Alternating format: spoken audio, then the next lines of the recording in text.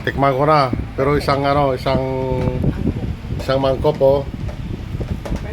Try ko lang, pero sarap oh. Oh.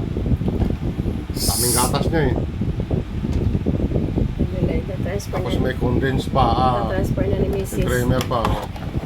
Transfer na Mrs. sa sa lagayan para ilagay sa freezer. Pero nag-try na ako. Kumain ako.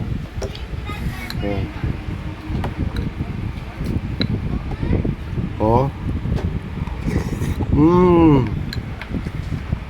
Perfect para sa init. Para sa init na panahon. Hindi pa malamig. Perfect na pala. Kahit niya malamig.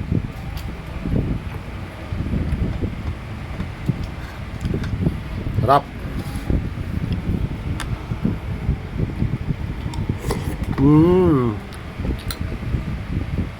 Sarap lang nga buko. Malaki yung nabili natin ng tayo. Yata. The best salad. Buko salad. Sawa. Malalaki yung nabili natin nata. Ang sarap talaga oh. Ayan oh. Oh.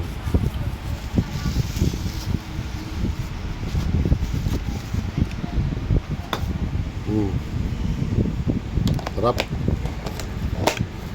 Dami pang nata di coco. Tapos kaong.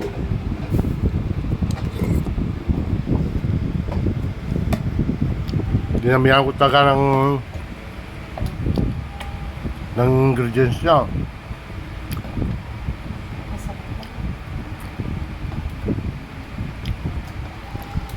Laking kaserula to. Yan o, may pinagawa namin, ginawa namin. Parang lang, pang konsumo namin so dito sa bahay. Kahit mainit, bahala na, basta makakain ng buko salad. Masarap naman eh.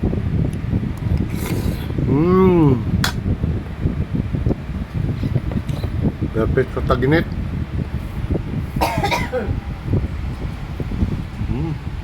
Dami oh. Dami pa oh.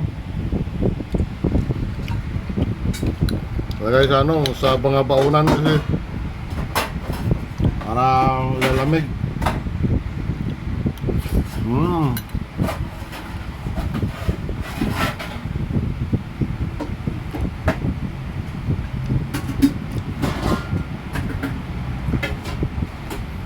Kinakain nga namin para bawas-bawasan kasi marami hindi makasya dun sa sa freezer.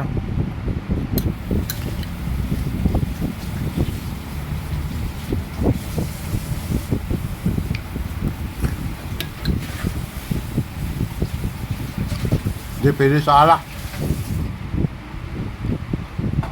Matamis. Hindi pwede pang pulutan, pang dessert lang.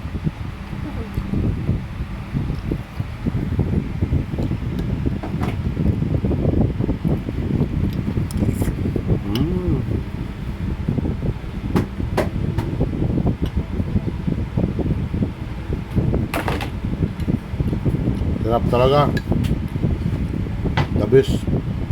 The best dessert. Buko salad.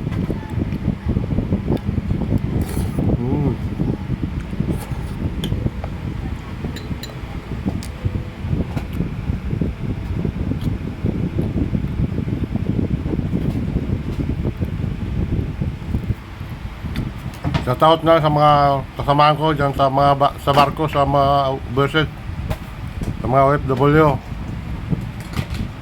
Shoutout na sa inyo lahat. Makain tayo ng buko salad. Ingat lang kayo dyan. Kami nasa bakasyon pa kami, kaya gagawa muna kami ng mga makakain.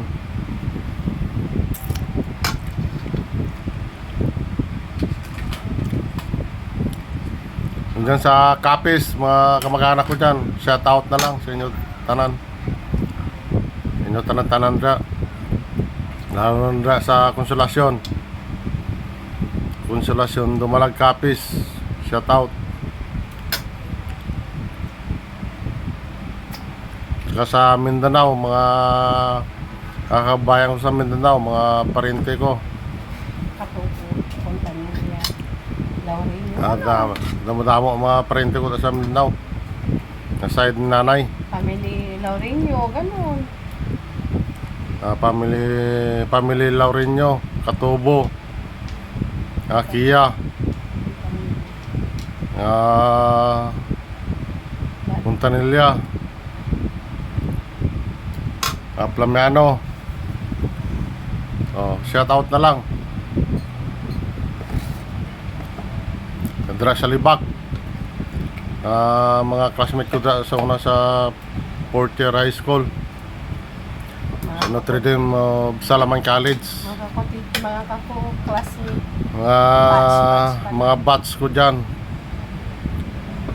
Ano yun? 1991, 92. 92, batch ko dyan sa Notre Dame of Salaman College. Fourth year high school. Shout out.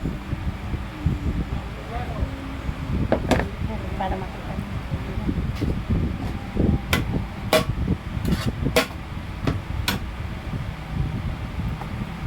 Ang dami-dami niya, no? Yan. Diba? Dami na, oh. Ilang tupperware na yan, oh. Magkasya na sa... Ilang tupperware na yan, hindi na magkasya sa lagayan namin, oh. Para, ayun, magkasya dun sa ano yan, sa freezer. Kasi may laman yung mga freezer ng mga ulam, eh.